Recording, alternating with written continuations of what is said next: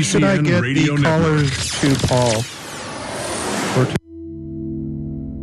Hi folks, this is Alex Jones, and I want to tell you about the Silver Lungs generator. Now you can produce pure and endless colloidal silver and deliver the solution directly into the bloodstream by breathing the solution through the lungs. The respiratory system is the first line of defense for airborne pathogens and viruses.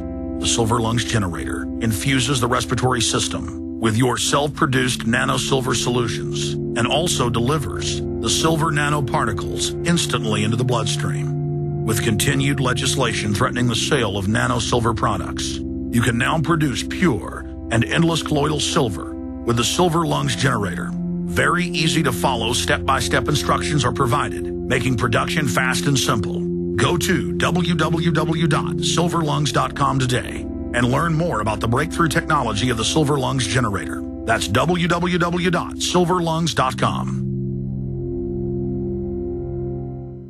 This is Alex Jones with 5 good reasons you should consider buying a solar power generator. Number 1, new climate legislation could easily double or triple your electric bill. Number 2, our new energy czar wants to control how much power your electric company allows you to have. It's true. Total government control of electricity in the name of smart grid technology is coming. Number 3, in some areas of the country, the power grid is dangerously overloaded. And now, new socialist legislation is only compounding the problem. Number 4, dangerous weather is always a threat to local grids. Every year, thousands of families lose their power from weather-related outages. Number 5, a solar power generator provides powerful backup insurance and peace of mind. Folks, I really believe in the solar power generators offered by Solutions from Science, one of my oldest sponsors. You can get more information at www.mysolarbackup.com. That's mysolarbackup.com. Remember, the government doesn't own the sun, so go to mysolarbackup.com or call 1-877-327-0365. You may be arrested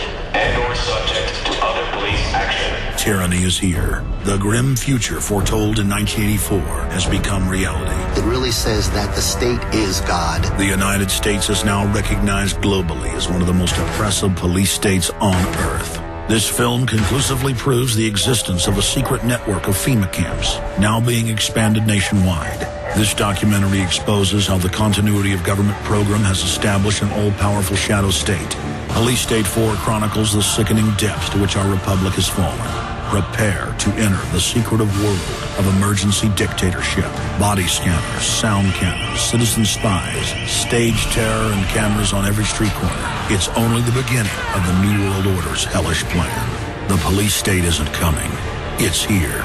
Secure your copy today at Infowars.com or see it online in the highest quality at PrisonPlanet.tv.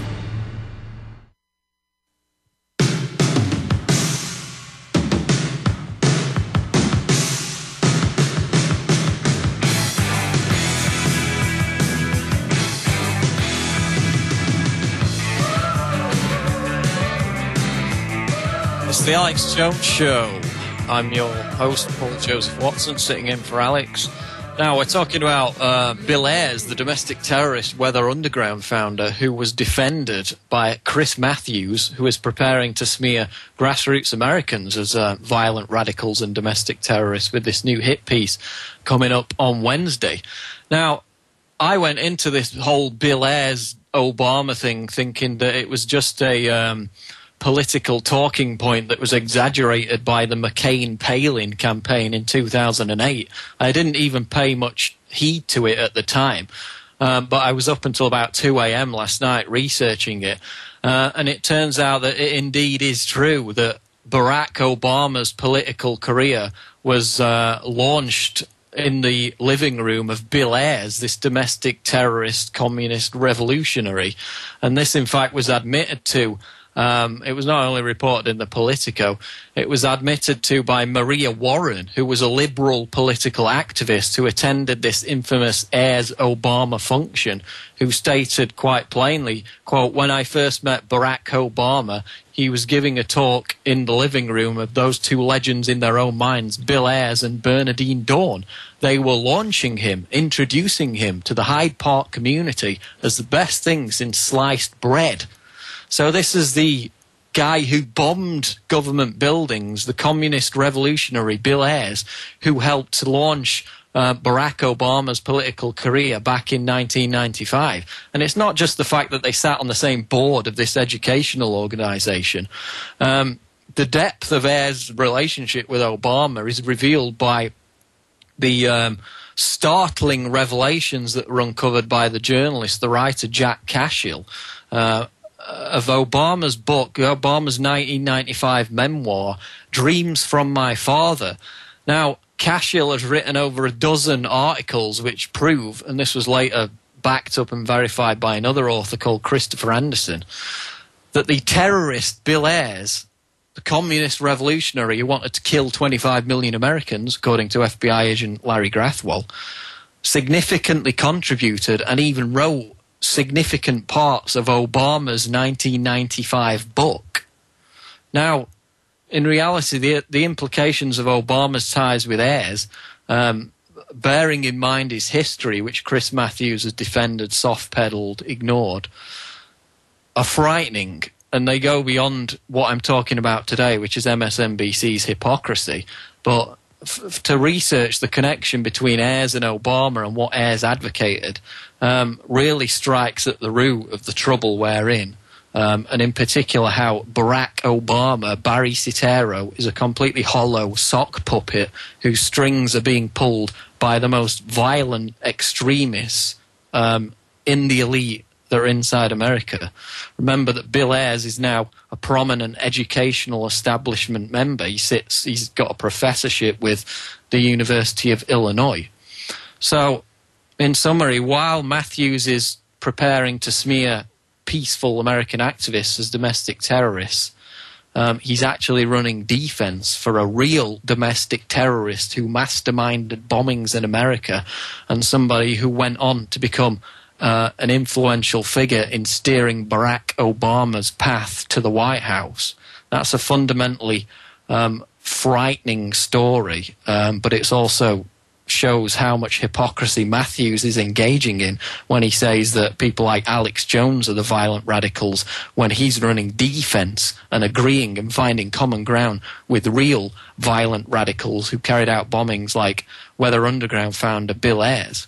So I want to hear what you've got to say about this. We'll also cover the other news, if you wish, about BP, the oil spill, the developments there, and whatever else is on your mind. So we're going to go to our first caller now, which is Mark in Florida. Mark, you are on the air. What's on your mind today? Yeah, I was just wondering, where do you see all this heading as far as with the documentary, whatever you want to call it, that's about to be released on Alex Jones and all this. What they're trying to build up against, right-wingers and things like that. Where do you think that's headed, if that makes any sense?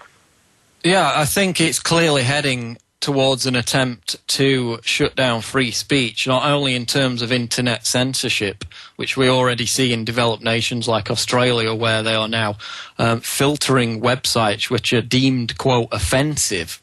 Now, this is not China, this is not North Korea or anywhere like that. It's in Australia, and there are efforts to push that through both in the UK, which is already happening, and in America. So they're going to try and block out our websites. You've heard the Federal Communications Commission going after talk radio and also independent websites like Drudge Report with this so-called Drudge tax, which is also a way of trying to financially eradicate independent bloggers and independent political news websites. And now if they demonize our free speech as violent radicalism, and certainly if they if events transpire which are carried out by people supposedly forwarding this violent extremism, which we've warned against, then that will be the pretext for increased censorship of not only the Tea Party, but basically anyone who opposes big government. And okay. In an off-subject kind of question, I'd seen on the news, did you see that they're trying to push Predator drones in U.S. airspace? Yeah, I saw that, and it clearly states that they're going to push to use them for law enforcement in America, and this is not just going to be on the border where people want to see them introduced for obvious reasons. But this is going to be predator drones flying around inside the United States, not only spying on people, but eventually they're talking about them being armed as well. So this is a massive advancement of the police state.